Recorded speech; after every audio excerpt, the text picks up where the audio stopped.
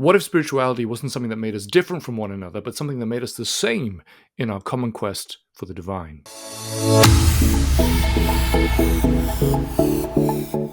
Hello and welcome back to the Spiritual Freedom Show with Richard Lawrence. My name is Darren Ball, and this is the show helping you to awaken your chakras, unlock your psychic powers, and discover true spirituality. So in this week's episode, we're going to peel back the veil of religious dogma with personal stories, reflections, and even historical insights to reveal the hidden mysticism in Christianity and Buddhism and Hinduism and other religions. I want you to be able to follow in the footsteps of those seekers who have searched for answers to life's deepest questions beyond the religious dogma, who have had the courage to do so and the courage to follow their own intuition for spiritual truth. You'll also discover more about the universal spiritual experiences shared by mystical traditions and cultures around the world. And then finally, we're going to explore the fascinating intersection of spirituality, religion, and extraterrestrial influences in our spiritual history on Earth. Now, if you haven't subscribed yet, be sure to hit that bell so you don't miss any future conversations between Richard and myself going deeper into spirituality. Richard, Darren.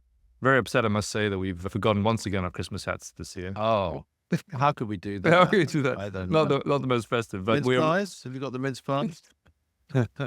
if you do good today, Richard, you got a rich part. Okay. We're, of course, in the lead up to the Christmas period here, and I think it makes a good time to reflect on religion.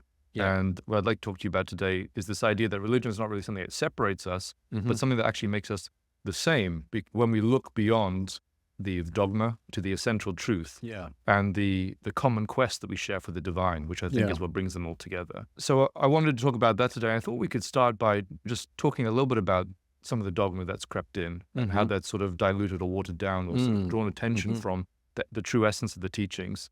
Yeah. And you told me a story once about your time in Canterbury, and when you started to, you woke up one day, started to question the meaning of life, and started to ask questions of the dean there, I think it was. It was around that all same period. And I had decided earlier on, because I was at King's School Canterbury, which is attached to the cathedrals. I was a King's Scholar. I was part of the sort of fabric of the cathedral a little bit in terms of having to attend certain ceremonies and wear certain dress and things like that. And it just seemed a natural thing. I was raised in the Church of England. My father was very devout. I thought, yeah, I might well become a priest. That was one of my intentions, but I hadn't really thought it through. And then when I started questioning, I was also doing my confirmation classes, which you get in the Anglican Church. And the person taking them was the dean. He was in Canterbury, second to the Archbishop, who's, I think, and the Archbishop, of course, is head of the church. In fact, the Archbishop was going to perform the confirmation of us. And so I was attending those classes, and suddenly I thought, I've got a few questions. And I had three big questions, and it didn't cross my mind there weren't answers to those questions. I thought, and if anyone should know, it should surely be the dean of the Canterbury Cathedral. Sure. So I asked him my three questions. Two of them were very similar. They're questions I'm guessing a lot of people must have thought about. And they were these. One, if Jesus is the one and only Son of God and the one and only way to God, as we were taught then at least, why were people born before Jesus? What was the point in God creating people who could never get the one and only way? Seems a bit unfair and weird. So that was my first question. Second question, very similar to that one, which was, what about people in the world, especially then, but still, I suppose, today, who never even hear about Jesus and Christianity? They're in some community or in some native tribal situation, and they just never come across it. What is the point of their life? And what happens to them? So those were two. And the third one was very close to my heart, really, because it's something I've looked into since a lot. And that is, I hadn't met anybody then that I considered really should go to hell or heaven, based on what I was told. Heaven was still a place where there were couches, angels, harps, grapes, I think. And I didn't know anyone who'd be happy there or even really belonged there. They'd miss their football, or they'd miss their Coronation Street, which was a soap opera at the time, or they'd miss this and that. And then I hadn't met anyone who I thought really should be stoked in a furnace by a demon in a fire either. So what happens to most people? Where do they? And this is where it really was bad. The dean could not answer one of those questions. And that was one thing, that he couldn't answer them. He waffled, which is the worst thing to do with an inquiring, reasonably intelligent they'll see it like adolescent. I could tell he was waffling, and he could see I could see he was waffling. And he also knew I had in mind to possibly be a priest. And he said to me, look, he said at the end of it, or after a day or two, he said, look, you'll have these questions and you'll find if you just don't think about them, they go away. That's so bad, isn't it? It's like, and I thought, oh, that's what you've done then. Yes. And I don't want to personalize this, by the way, to one individual or even one religion, because I think you could find that. It's amazing to me that people will go along. I'm just picking on the Christian church because that's where I was raised. Sure, your experience. Who were very bright. They were people you couldn't easily sell a used car to or con them over a purchase of a property or something. They were and they had top jobs, and they were very questioning, very discerning people. And yet when it came to their religion, they didn't ask any questions at all. They rolled up at Christmas. They rolled up at, in those days anyway, Easter, weddings, funerals, maybe the occasional event. And they regarded themselves as of that religion. And I suppose the truth is it didn't really matter to them. And that's what upset me. Not that he couldn't answer them, but that he didn't matter to him that he couldn't answer them. Yeah. And I actually wept. I walked around the cathedral in tears. I realized I couldn't possibly be a priest, and I started my search. And then later I came, in 4 years' time, I came across Dr. King of the Atheist Society, and all of those and many other questions were answered. And I found as I've gone on, even recently, that other questions have been answered as they arise. There are answers, and you can find them. Yeah, I think that's a wonderfully, it's inspiring in the sense that you can obviously go beyond. There are answers. You don't have to, in your life, accept the fact that people are squashing that inquiry, that inner search for truth that we all have within us. Because that story you've told, I've heard a slightly different version of that, even from people who come to our events to speak to. And someone I was speaking to this weekend, they had said something. They weren't obviously following the path that you were at that time, but they were going along to church, and they were asking questions, and they're being told, not really, just don't really think about it too much. It'll be fine, kind of thing. And that's not at all what we should be encouraged to do. That's the best thing you can think about. Is the question. The meaning of life. Yes. The purpose of life. Yes. That was the only thing that concerned me then. Yeah. It's the main thing that concerns me now. There's only one thing that's more important, which is service to others. Only through finding the purpose of life and the meaning of life will you find out the best way to give service. Because there are many ways to give service. They're all good, but they're not all equally good. Yeah. And a spiritual person can give a much greater form of service, because it's so rare for somebody to devote themselves in true spiritual service. I think it just underscores even more so the essential, priceless value of truth. Yeah. And that when we do have it, how fortunate we are to have that and have the opportunity to act upon it, as you say, with wisdom. Obviously, this is a good example of some of the ways that this essential truth that was there in the beginning is either watered down or mythologized or... do you mind if I just... I don't want to limit this to Christianity, because it wouldn't be fair. You find it I have less experience of other religions in this life, but you find it across the board as well. For example, in Hinduism, from what I've come across, I'm a great fan of the Ramayana. I love the Ramayana. I've seen the whole thing, a long series on TV, and also I'm aware of the main stories, and the Mahabharata I have again. Now, those, from what I can gather now, are seen as myths, are seen as legends by many Hindus. Stand to be corrected. They are seen as symbolic legends. They will talk about them and draw lessons from them, but many of them no longer see them as what I believe they really are, which is history. Exactly. Yeah. History colored by translation and by different ideas. I don't think they were fighting with arrows and bows, and this was nuclear warfare. I think those passages in those two works show there was nuclear conflict going on in those days. Yeah, totally agree. Yeah. But they are nevertheless actualities.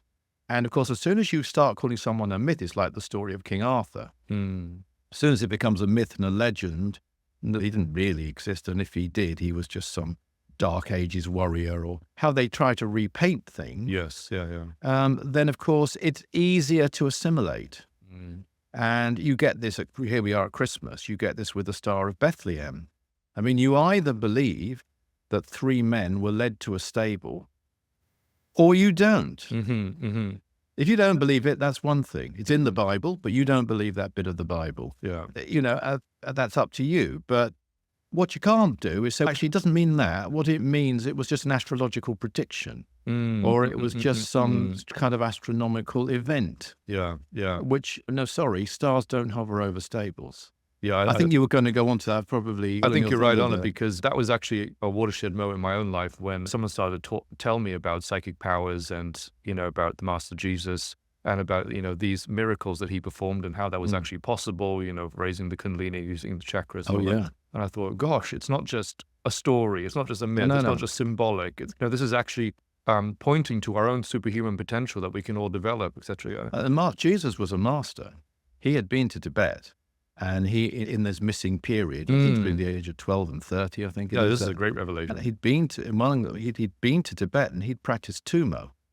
And Tumo is kind of, you could say, a kind of a branch of Kundalini Yoga, using different terminology. The great heat, the great fire. It's a universal force. It's been experienced by throughout the ages, not only in the East.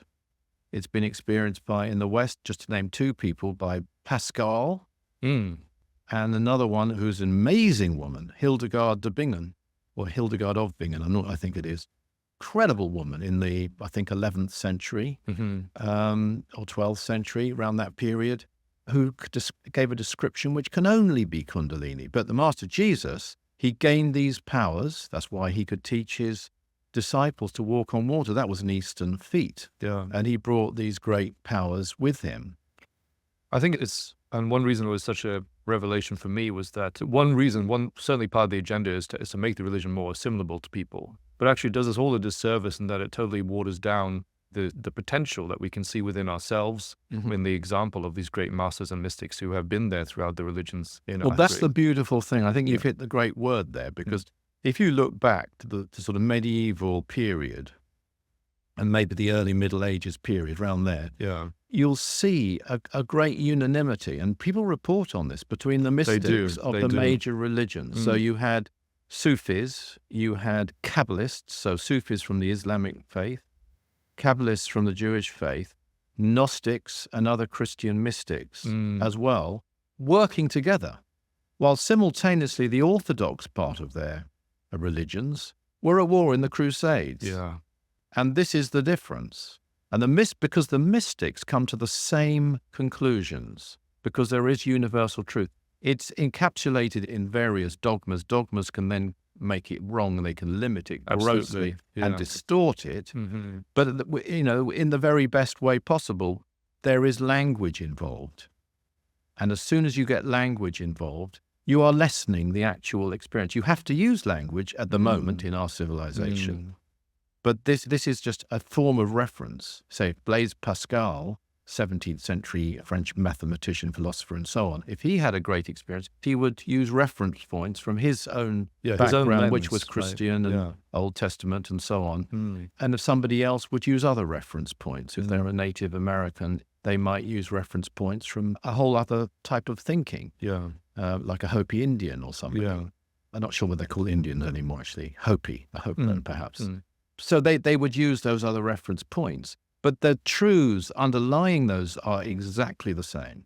Yeah, I think because it speaks to, when you really look at them, they all emphasize the personal experience of the divine, this quest for the divine, this searching, and to achieve this unity with the oneness of creation. And these are common themes that you can find throughout all of their traditions. And I love these references you made to Hildegard of Bingen and Blaise Pascal. I thought I'd share a little bit from what one of them had said, because it just speaks, I think, to the sort of the naturalness of these experiences that people have. Let me just say, Hildegard of Bingen was an extremely accomplished lady. I would say an extremely advanced lady.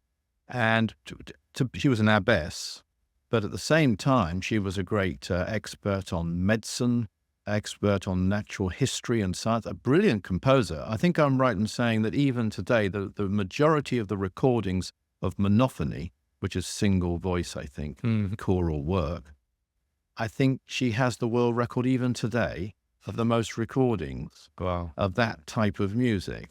And at the same time, she was obviously a great mystic. Yeah. I think her words here really speak to that. She says, "I'm the fiery life of the essence of God. I'm the flame above the beauty in the fields. I shine in the waters. I burn in the sun, the moon, and the stars. And with the airy wind, I quicken all things vitally by an unseen, all-sustaining life. That is the inner revelation of a true mystic. And you could find that almost identically in some mystic from the Himalayas. Exactly, yeah. And this is a wonderful thing. And even if you take another example, which I think we've mentioned before, which is Newton, Sir Isaac Newton. He spent more time on his alchemy than he spent on what we now call physics. He spent a long time. Now, that was a science, approached it as a science, but of course it's dealing with fire, it's dealing with flame, and it will affect, I would say, a sincere practice of alchemy, the Kundalini, if it's done in the right way. And then you have him watching a tree fall one day and say, gravity. It wasn't quite like that. If you're in the right mind frame, the mindset, then you can see into the truth of things, as William Blake said. That's a great point, because how many thousands of years have we been watching apples fall off trees? And then it's only in that state of higher consciousness. It's the state of higher consciousness which you bring to the table. And where so many people go wrong is that it comes back to our first point about not really questioning for the truth, which is a similar thing. Yes, yeah. They are allowing their lower consciousness to rule their higher consciousness. Okay, here's my religion. I'll fit that in. That'll be really good when I'm grieving. That'll be great when I've got, a marriage to give away my daughter or whatever it might be. It's fine. It's lovely at Christmas. I love carols. Whatever. Nothing against it. But that's not what it is. This should be, and this is what upset me at the age of 14. This should be a burning pursuit of truth, 24 hours a day, every day of the year, not just reserved for certain events where it fits into your calendar, which is ruled by your lower consciousness. Your higher consciousness should rule your lower consciousness. Your higher chakras should influence your lower chakras and bring, as one of the great practices that we do, the practice of the presence given by the Master Etherius, brings from a higher chakra or a higher region, depending how advanced you are and how much able you are to do this. But either way, it'll bring down wisdom to the brain, down love to the heart, down understanding to the solar plexus chakras. Now, these are all lower than where at the source, where this energy is coming from, for those who are familiar with it, in the practice of the presence. That's a brilliant analogy for looking at life. I love that, both in terms of the chakras and consciousness and the way that we should orient our life, because you're right that a lot of the time it can, especially when you're in the beginning and it's just an interest, it's what's convenient and you have a lot of other things going on. And there is a transition and a reorientation. And the reorientation essentially boils down to what you said, that you're reorienting your life so that it's your higher chakras which are influencing your lower ones. And it's this higher inspiration which is driving the activity that you pursue in life. Exactly. And I don't want to leave out another religion too, which is Buddhism. Which is, I think, a wonderful religion. They all are, in essence. They all service and love as taught by Jesus is wonderful. And of course, Lord Buddha and the Master Jesus are connected. And they're in mystical circles, Lord Buddha is regarded as the elder brother of the Master Jesus. And Dr. King, who's actually seen them both, could see a similarity even in the way they look. Wow. So he said. Wow. So there is a big link and there's a lot of crossover there. But one of the dogmas, if you can call it a dogma, that seems to have slipped into Buddhism. And it seems to be relatively, compared to some other religions, more dogma-free, by the way, Buddhism, as far as I can tell. But one of the things that slipped in is that Buddha didn't believe in God. He didn't teach God. Of course, he had to introduce something which was free of the sort of more superstitious approach to the gods. He being born into the Hindu tradition, Jesus being born into the Jewish tradition. And they both were bringing a certain balance at the time. One of the main ones being love, of course. In the case of Lord Buddha, there's this wonderful story about him that somebody went to him, one of his students, and said, "What is reality?" And Lord Buddha remained silent. And then he said, "Master, what is reality?" And Lord Buddha remained silent. Then he asked him again. And the Lord Buddha said, I've answered you twice already. And of course, the great message there being, go within and you'll find it. But I was actually giving a talk I think in about 1988, around there, at a temple, a Buddhist temple in London. Oh, yeah. Okay. About the Aetherius Society teachings. Okay, yeah. And I was invited to do that, which was really good that I was invited. But the person who arranged it all said to me, of course, you've got to remember the Buddhists don't believe in God. And okay, I thought, well, all right, I don't necessarily agree with that, but you say so.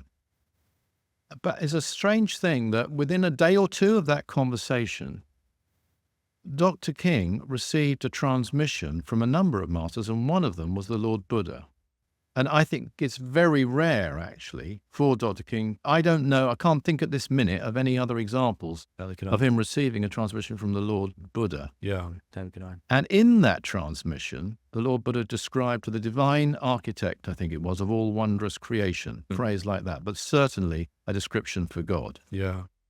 And Dr. King, I speak to him every day, phoned me up, told me about this. And then I phoned up this person who arranged the Buddhist talk.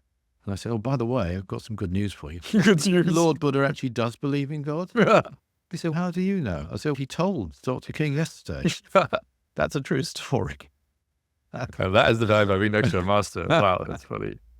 I think that's, again, I think another example of how the truth gets, that's not a very convenient truth for us to have so that we can get more people and all that. Yeah. So it gets watered down. You give examples of how they get mythologized, King Arthur and the miracles of Jesus and the Ramayana. It's a way out, isn't it? It's a way out. And I mentioned the Star of Bethlehem, which was obviously a UFO, a spacecraft heralding Jesus' birth. Another of the great UFOs in history is in the Ramayana, and that's the Pushpaka Vimana, which was virtually a satellite which traveled between India and Sri Lanka quite freely at great speed and carried a large number of people. Wow. Again, these things get mythologized, as you say, and they become, and once you do that, you don't have to say what it is. Again, it stops you having to think. Yeah. I think that is such a great takeaway, actually, that people think that religion is about putting logic and intelligence aside and stop asking the questions, just take everything on faith. And it's not that at all, actually. No. When you're talking about the essential truth and the pursuit of truth. And you have to always remember, I believe, if I can say this, that real knowledge comes from inner realization. And you have to raise your consciousness to higher chakras to gain that inner realization. And particularly you have to raise your consciousness and activate the heart chakra, at least. But when you do, you'll still need to understand it. You'll still need to apply it. You can then examine it. And this is where Jnana Yoga really comes from. It's not about people sitting down intellectualizing about the meaning of life and trying to work it out in theory, because they'll never get there. That's been absolutely proven. If it wasn't the case, you wouldn't have so much disagreement between philosophers and between astronomers and so on. There are actual truths which you can discover, but then apply the inquiry mind. Don't give up on your logic, your intellect, but draw it from your higher consciousness downwards. There's one last point I'd like to make here, Richard, because I think it speaks to the essential truth that we can find in the mysticism that was there in the beginning of these different faiths. And that's about, you've mentioned UFOs relating to Jesus, you've mentioned the Lord Buddha being his brother. Yes. So we're talking here about essentially extraterrestrials, and they're not only their influence in our religion, but their presence here on Earth, sharing these essential truths. Maybe we can talk for a moment about their role in coming to Earth and giving these essential truths to inspire us forward. Indeed, there has been a cosmic plan, and I would like to add into that the great masters of Earth, of which there are great ascended masters. They were often called bodhisattvas in the East, who've been among us and have demonstrated, and one of them was Apollonius of Tyana, for example, just to name one. I'm assuming, I don't know this, that he was actually an ascended master. He certainly had great powers. And he came really at a very similar time to Jesus, possibly just a little bit after, and had great powers. And there is a story of him being captured by the Emperor Domitian, and he allowed himself to be captured, and he had chains on him, and he was taken into a cell with one of his disciples. And then the disciple said, why are you allowing yourself to be captured? You've got powers. You don't even have to be here. And as he said that, the chains fell away from Apollonius, proving that he could have escaped. And then the chains resumed around his wrist, and he remained. But what it enabled him to do, because everyone who was going to be put to death, which he was going to be by Domitian for his Verticon was false preaching. Yeah. They had the chance to face the emperor and make their point before they were taken to their death. And he faced, so as a prisoner, he was taken in front of Domitian, said his piece to Domitian, straight to Domitian, and then the story goes he disappeared. And much later, according to what's been reported at least, he was in a square in Athens, I think it was Athens, speaking to people, and he looked at what looked like a screen in front of him. And he said, "The tyrant is now dead." And they found that's exactly the time when Domitian in Rome died, whatever he died from. So there are these individuals through history who've come. He also, interestingly, described a visit to India, Apollonius, where the yogis that he met there were able to protect themselves from the weather, the rain, by putting a sort of what he called a dome, we might call it a screen, around them, and it wouldn't penetrate. No way. There's a few interesting but these mystic stories, they just get derided and called legends. I came across an amazing thing called the Recognitions of St. Clement, because where we are in Fulham, the basement of the library was the storehouse of religious texts. And among them, and it's just a weird thing. And they had there a lot of heretical documents, and this is one of them. This is the typical, coming back to our dogma. This is absolutely decried. Now, Clement is regarded as the Vatican as the fourth pope. Many will say he was the second pope. And in these recognitions, which is started, I think, as a Syriac document in the 5th century, he writes this in the first person, and he definitely says he was the second pope in it. And I won't go into the whole thing, but it tells his amazing tale. And here was a very well-connected person who found Christianity by listening to Barnabas, who was being derided in a square in Rome, and took him home. And Barnabas virtually said to him, you should come and meet Petros and Peter. He wasn't saint then, of course.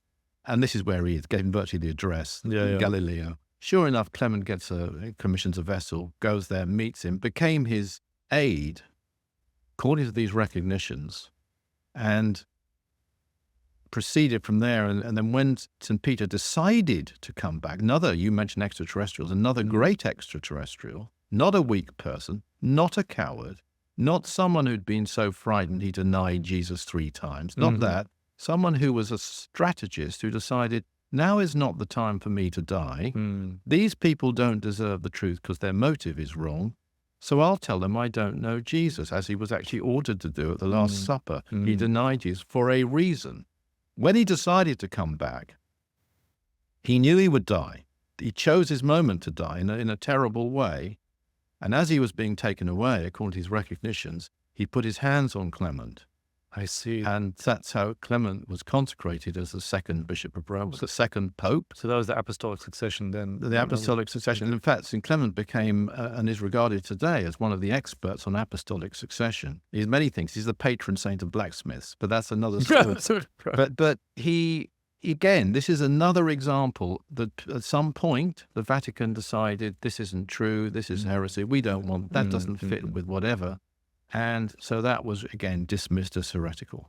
Yeah, I think, and in the example of St. Clement, I think is a story for all of us to follow, because he's someone who then, he had the inspiration that was given from Barnabas. He pursued that truth. He did. And he eventually realized this awesome potential. And he was eventually put to death himself, but being an established figure in Rome from his family, he was drowned he wasn't crucified. I see. And that's how actually he became connected with the anchor and then the blacksmiths. And I think he's a patron saint, possibly of seamen as well, maybe. I see. Yeah.